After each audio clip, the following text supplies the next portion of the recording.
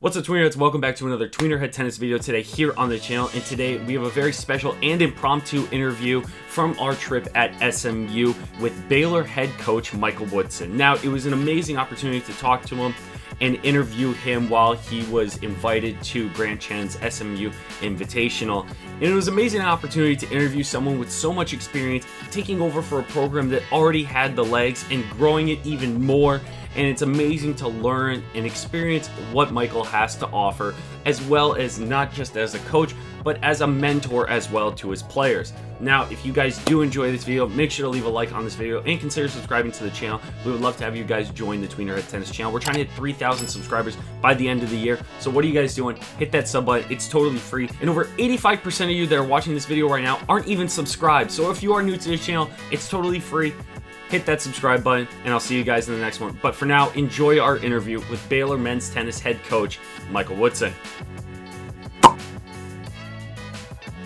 Coach Woodson, thank you so much for joining us today. I really appreciate it.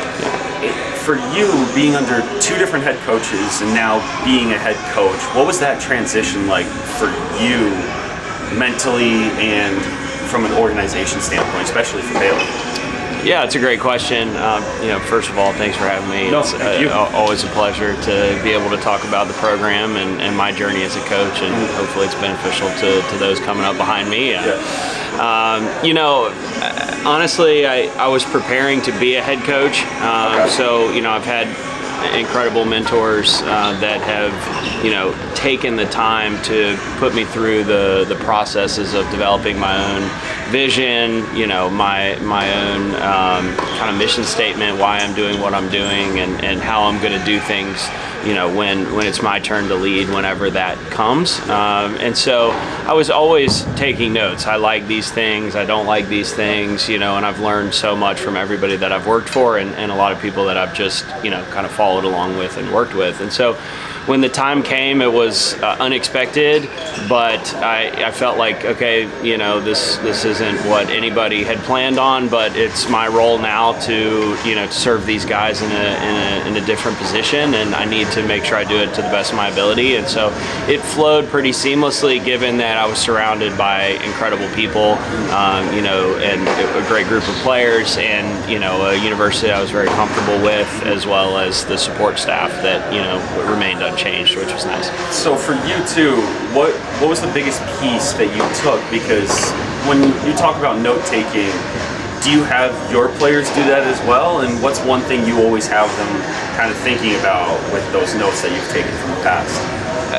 Taking ownership in what it is that you're doing, I think, is a big theme of what we're trying to do, making sure that we're getting better every day. And so I've learned over time that the best way, you have to start by modeling great behavior. So it's not just do as I say, not as I do. I mean, I have to be who I say I am. I want these guys to see me doing things that I ask of them.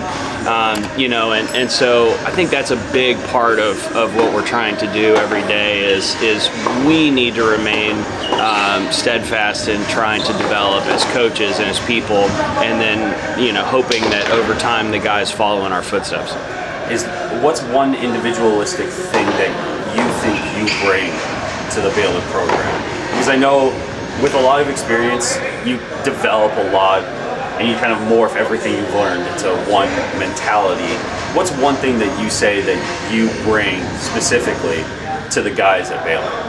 I think I bring a lot of passion and energy to the program. I think it's easy for people to see how much I care about what we're doing on a daily basis. At least that's what they tell me. And so I want, and in addition to that, I want them to feel like I'm approachable. That's my goal. They can come I want them to be honest with me at all times, and I'm going to be honest with them at all times. And that it doesn't always mean telling me what I want to hear or doing everything that I say or think that I should, I would want them to do. And so I think that's a big piece of the puzzle is how do we help them get from where they are to where they want to be, in a way that works for them. Before we go back to our video from SMU, first a word from our sponsor of today's video, Halo Hydration. What makes a champion? Understanding the mental components of a game, being able to get inside the head of the opponent and stay focused on your personal game plan, knowing how to work smarter, not harder. Preparation is everything when it comes to a successful match or training session. You must focus on what you can control on and off the court. Therefore, it is crucial to get your body into its peak performance state. It is something that you can control, and it always starts with hydration. That's why Halo is the sponsor of today's video. Halo is the best of the best to take on the go to hydrate better and perform better. It's the lowest in sugar of all products on the market and absorbs easily into your water and tastes incredible. Halo has been helping me out on and off the court when it comes to editing or in between when I'm coaching. Even when I'm on the court playing tournaments for you guys to watch, Halo has been a great addition to my daily routine. They have so many flavors. They got pink lemonade, they got peach, they got regular lemonade, mixed berry, so many different flavors that you guys can try. And if you use the link in the description below, you can get a discount for trying out Halo Hydration. Now I want to thank Halo Hydration for sponsoring today's video, and I hope you guys enjoy the rest of the video. You know, this, in the world that we live in today, it's just not about this is my program and this is how we do things. It just doesn't work anymore. You know, it's how do you relate to each individual player and help them progress as a person, and then, you know, ultimately authentically come together as a team. Is that hard for you to kind of do with each individual? Because each player is so specific, and I've asked this to a lot of college coaches, and when it comes to relating to each one, how hard is it for you, or is there a lot of trial and error that you have to go through? Because it must be frustrating but rewarding at the same time. We definitely make errors with the guys. I'm sure they would tell you the same thing. But I think it's a little bit easier for me because I'm younger, and it's not all that I know. I've seen a lot of old school, I've seen new school, I've seen a little bit of everything. Yeah. But in the world that we live in, I know, I hear it all the time from some coaches that have been around the block that it's just, I don't know how to reach these guys, or these NIL and transfer portal and these kids, social media, like I just don't even know what that means, and I don't even want to try to figure it out, you know? And so I'm done. You know, and you can kind of see that from older and it's sad because these are the coaches that have the most experience and wisdom that I want to learn from, but we're almost doing two separate jobs at this point, you know? I mean, what we're doing today is so different from what coaches were doing even when I was in college, you know, 10, 15 years ago, you know, that it's just a rapidly evolving world. And so for me, I find it relatively easy because I've screwed up so many times that you learn, be patient with the players. You understand that it's all about the relationship, and they have to know you and understand that you care about them before they care what you know, that you can help them with their tennis. It's just, you know, it's a long process, and I would say delayed gratification and the ability to appreciate that is so necessary. Otherwise, you're going to go crazy. Well, it's funny that you mentioned that too, with the transfer portal and the NIL concept with these players. How has that affected your job? Because it seems like you've mentioned it already. You're doing two different jobs. You're running a program, and now you're dealing with all the new school era of endorsements, and now players can do things on their own. What's that been like for you dealing with that situation? It's a great question, and we talk about this a lot within our athletic department. I would say Baylor, honestly, I mean, humble brag, is doing maybe the best job in the country. Starts with our president, our AD, that are just doing an incredible job. You know, giving us the opportunity of success in all sports.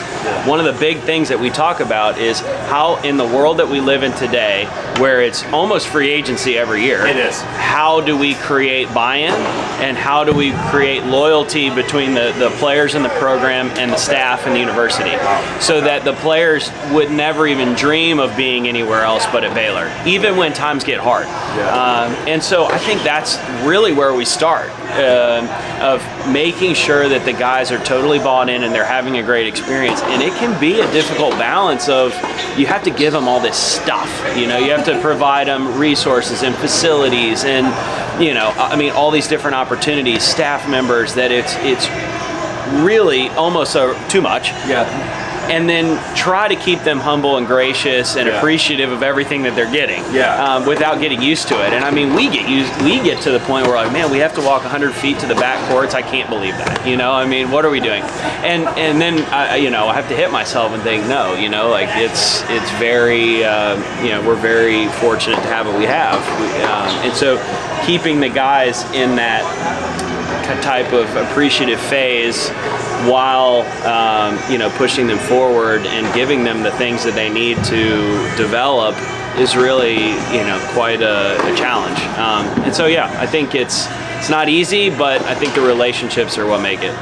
And this might be maybe ignorant question, but are you afraid of giving them too much of certain things or overpromise anything that could possibly backfire? Because I feel like that's a give and take with college coaches, right? No, I mean, I definitely have learned. I mean, and I would say my first guys at Valpo would probably tell you that I had to learn through trial and error. I mean, I've definitely screwed up in relating to them, or trying to be too positive sometimes. And hey, don't, you're just outside the lineup, but you're doing a great job and you're right there. Even though that really, I didn't allow them to say, hey guys, like this is where you're struggling and this is why you're not playing. Gotcha. And I've learned that over time is that we have to build the relationship and then be very honest with them, And the second part of that is I try as hard as I can not to overpromise. Okay. And this is how it's going to be. This is what we're like.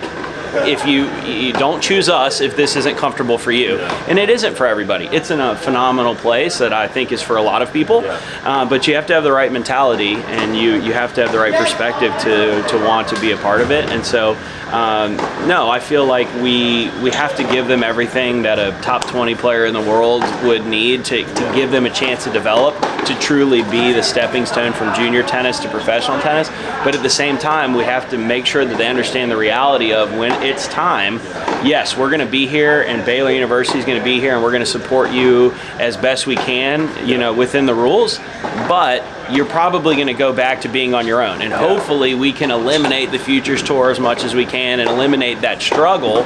But you are going to, we need to equip you with knowledge, how to fuel your body, how to take care of yourself in the gym, how do you sleep, how do you manage a tournament schedule so that you're not, so coddled in your time at Baylor that by the time you get out, it's like, a splash of cold water on your face. We want it to be natural.